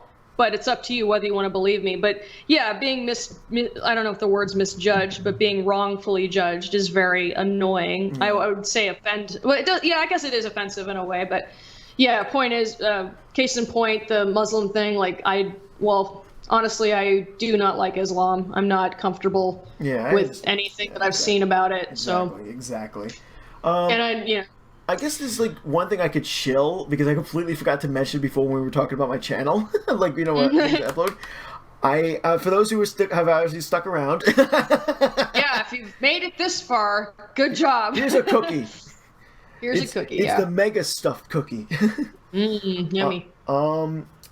There is a series I plan on making, and I know I told you this once, and I had to tell you a bit like who it was. I'm pretty sure with the amount of subscribers you have, at least maybe 5 of them know. There's a horrible, infamous webcomic series called Sonichu by a man named Christian Weston Chandler. And many people have done dramatic readings and reviews or stuff like, or read-alongs of the comic. And I applaud them for doing that because I couldn't do it. I once was trying to do a dramatic reading of the series and I could not do it. I was just getting so angry how bad it was. It's funny, you could watch someone else do it, but when you do it yourself, it's very different. Mm-hmm. What I'm doing, guys, is I'm going to do the first ever and only, because I've looked it up, no one else has done it, a Fandub of this comic. I'm going to do a Fandub, hell yeah. I wanted to do a visual audio series of the comic, and it's going to be exactly how the words, even the misspelled words, are going to be said that way. That would be funny. I'm going to be voicing Christian and Sonichu. It's going to be South Park-ish. Like, I'm not looking for a different voice for every character or person who could do 5 voices for these characters. Even if some characters sound alike, I don't care. I just want to do this. It's just for the fun of it, not for accuracy. Exactly. And if somehow Christian sees this, I will laugh so hard. That's great. A long time ago, have you ever heard of Johnny the Homicidal Maniac by Jonan Vasquez? This is the guy who made Invader Zim. Mm-hmm. He wrote these gothic, or at least they look gothic. I got them at Hot Topic, of all places. They'd be called edgelord these days, I think. Oh, Jesus. The comics were so violent, but so funny. It's about a kid. I guess he's a kid. I don't know. A guy named Johnny who's a homicidal maniac. Mm-hmm. And he kills ignorant, stupid people, and he enjoys it. But there's a lot of philosophical shit in there. It doesn't glorify. I mean, it kind of glorifies violence, but it's just like, like when you're a kid and you doodle like, oh, if only I could kill that fucking bully. What I would do to you, I would set you on fire. Da, da, da. Maybe people don't think like that. I don't think I did. But you draw stupid shit, or you play Grand Theft Auto, run people over, and pretend that's your ex-boss or something. But that's the point. It's like just venting about frustrations about humanity. It's a funny comic, and I kind of wish they'd do an animated film about it, but I don't think anybody would touch it. But I wanted to do a Fandub of it too, but never got around to that. Maybe we'll work on it together one day, because one thing I'm doing right now is I'm actually editor of a Zelda Ocarina of Time manga Fandub. Cool. I'll send you the link in a little bit. You can leave a link down below because the director Karen, she's a great person. She helps rewrite the chapter so the dialogue suits the situation a little better than the English translation of it. We have a great cast. Our artist who's touching up the pictures, the pages. She's actually coloring the pages. You told me. Yeah. That's a lot of work. Oh, it's incredible, and I can't believe she done it. It took me by surprise. And I'm the editor. I basically just patch everything together. We just finished chapter 2. I'm going to be editing chapter 3 this month. It's coming out fantastic, and she has we're getting a number of views, but I think this thing deserves a lot more views. Not because I'm the editor, but because if any of your fans are Zelda fans, and you guys do like Fandubs of any kind, you'll love this series. I do this trick I actually picked up on my own. I think I saw it from someone, but I don't know where I got it from, and I love it. What I do is I crop the panels and have them individually show up on the screen instead of the whole page being zoomed in or panned. Literally, it crops panels, slides them in, and the last panel that was being used fades, but not all the way, so the next panel is brighter. Oh my god, you know what? I think I've seen that sort of used in a video game. What's it called? Gravity Falls. Maybe. Is that the name of the game? Is it Gravity? Well, there's a Force or something. Shit, what the hell is it called? You know what I'm talking about? I barely. The girl who can defy gravity. Oh, Gravity. Shit. Now I know what you're talking about. It was on the PSP. Yeah, I have it on PS Vita, and the cutscenes are. I mean, point is the cutscenes are like comic strips, and they'll kind of go from one panel to the other. Oh, Peace Walker did that too. Metal Gear Solid Peace Walker. Oh yeah, they did. To a degree. Maybe that's where I got it from. Peace Walker did do it. You're 100% right. Yeah. Because you're navigating each panel, and they kind of sway to the next one, and they do kind of like dissolve into one another. That's probably where I got it from. That's probably exactly where I got it from. And that's fun to watch. It really is. When you watch a comic being animated in a way or being put to life, and the panels just kind of go through for you. So it's almost like an animated voiced slideshow. It's very cool. So yeah, that's a very cool idea. Yeah, that's basically my next project is Sonichu Dub. I'm actually having one of the reviewers who reviewed the series, Webcomic Relief Riser. He's going to be voicing in it as well. Gravity Rush. Gravity Rush. Yes. That's it. Gravity Rush. Sorry. Like I said, guys, I do Let's Plays, the daily Let's Plays. We're doing Telltale Batman right now. Is that any good, by the way? As a big Batman fan myself, they reworked a bit of the origin of his parents, and I'm not exactly a fan of it, but I'm playing the game. We finished Walking Dead season 1 and 2. We're not doing season 3 till it's done. I think it's done now. No, it's only episode 3. Are you sure? Because I got these emails saying that it's available on disc for purchase. I'll check it out then. I want it Shitty too. Wednesday is always a lot of fun because it's me laughing my ass off and Chris cringing the whole time. And for those who like Final Fantasy, we got Final Fantasy Weekend, and like I said, I definitely have plenty more skits waiting to be uploaded. Just have to get around to tweaking them. I do riff track style stuff, and there could be a number of series. So if you guys want to subscribe, I would welcome you. If you got any ideas, I'm always listening. You always just want to sit down and talk. I love to talk. He engages his audience big time, just like me, probably more than me because I'm not around as much, but he really deserves, he puts so much effort, just like me, and his audience is, like I said, microscopic. So people, if you can give him a chance at least, and if you have any suggestions, tell him. He'll definitely, he can turn things around if that's what people want, a certain thing. Yeah. Because I'm like I said, I'm doing this for fun, guys, but if I would like to know what you guys would find fun. Mm-hmm. That's what most of us do on YouTube. We would try to find something that works for us with the audience too, like what we're good at, but also something where you can have lots of ideas for each thing. Exactly. I thought of doing vlogs, but I hate being on camera, but I do like the voice vlogs because then I can but I think I like podcasts even better because you're more engaged into a conversation. It's not just you blah blah blah blah by yourself. Blah, blah. So exactly. If anybody's wondering what the fuck that is or where that came from, two different things. It was from South Park. If you remember when they would a big group of people would run into one another, rumble, rumble, rumble, rumble. Yep. It was called Rumble. Rumble, rumble. And then for some reason I got from the Nostalgia Critic, he would make fun of an English guy, go, that's most unorthodox. And that's why for some reason that kind of turned into just thought it was funny. Yeah, I don't have any noises of my own, guys. I'm sorry. I just randomly make voices.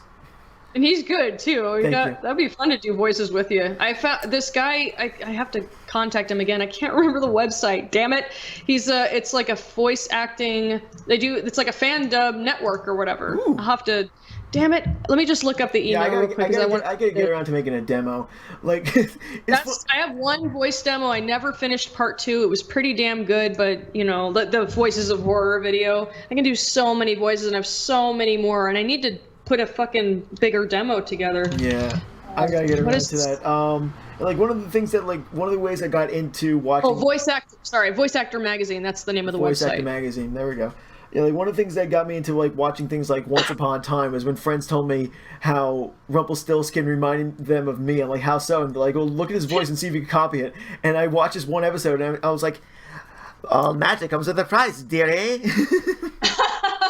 What? Rumpelstiltskin, like a cartoon? What was it from? Once Upon a Time was a live-action TV show, and Rumpelstiltskin was one of the villains, and then later turned good guys. Huh? Yeah, once I've seen the like on Netflix. Once Upon a Time. I dropped out of watching it, but like I loved season 1 because of all the flashbacks showing Rumpelstiltskin just being such a fucking awesome character. I had so much fun. Like I loved it when he tries to make his deal with Snow White. And he's plucked her hair from her head, and she goes, "What do you want with my head? What do you need for now? It's been plucked from your head." I should watch that. I love fairy tale shit. I love Wolf Among Us. Season 2 was annoying. Season 3 was redemption. Season 4 was okay, and season 5 I just dropped out. I'm like, I can't do this anymore. I really need to catch up on Walking Dead. I was really getting depressed, but yeah, it's gotten pretty damn good from what I've seen, and I did make it to where Keegan does the deed, and you know who dies. I'm not going to say who. Yeah. But yeah, that was pretty. I was sick. I got sick from that scene. I was upset. I saw the behind the scenes makeup picture of him. I'm like, oh. It was horrifying. It looked real. I don't watch the show, but I did see a GIF set of one of the scenes that made me laugh so hard. He got in my truck, plowed down my guys with a machine gun, and I invited him over for spaghetti. I was like, what the fuck? Oh, I know what he's talking about. Yeah, I didn't want to say character names. I just wanted to say that. Yeah. What was god damn it. Oh, we're gonna wrap this up, but I want to point out something real quick. I recently saw Logan in the theaters, and that was by far the best comic book film I've ever seen in my entire life. I'm not kidding, guys. It was breathtaking. There were times where I didn't blink. And I cried so hard. And Mark, it took me like 15 minutes to calm down. I felt heartbroken. I felt heartbroken when they first showed what happened to Xavier. Not what later on, when the first scene you see the old age thing. We can't reveal spoilers. No spoilers. Right at the beginning. Xavier's old as shit and senile. Exactly. When I first saw that, I went silent. I usually talk all the time during movies, even if I like the movie. And I was heartbroken. I could not stand seeing him like that.